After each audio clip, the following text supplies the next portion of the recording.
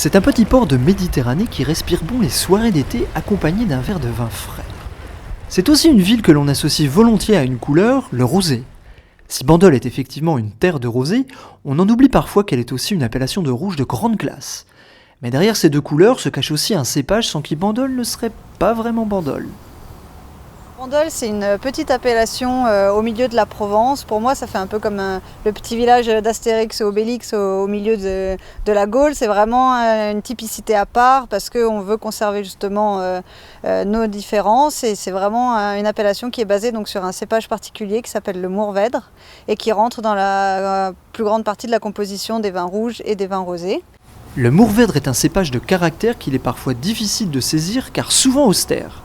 Quelques singularités permettent cependant de le situer dans les deux couleurs.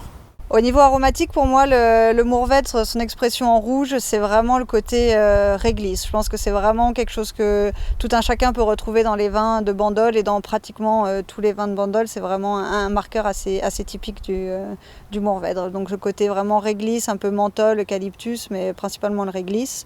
Et après une dizaine d'années, on part plutôt sur un côté un peu olive noire, tabac blond, des choses un peu plus complexes.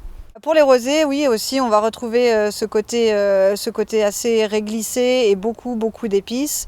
Et ce qui fait aussi la force des rosés de Bandol, c'est vraiment des rosés aussi qu'on va pouvoir garder et qui vont être, comme on dit, nous, on aime bien dire, à deux vitesses. C'est un peu la cigale et la fourmi. Ils chantent pendant tout l'été parce qu'il y a un peu de cinsault dedans ou de grenache qui va apporter du fruit au Mourvèdre. Et puis après, il y a le côté fourmi qui va faire qu'on va pouvoir le garder pendant longtemps et le consommer même après 2 ans, 3 ans, 5 ans de garde.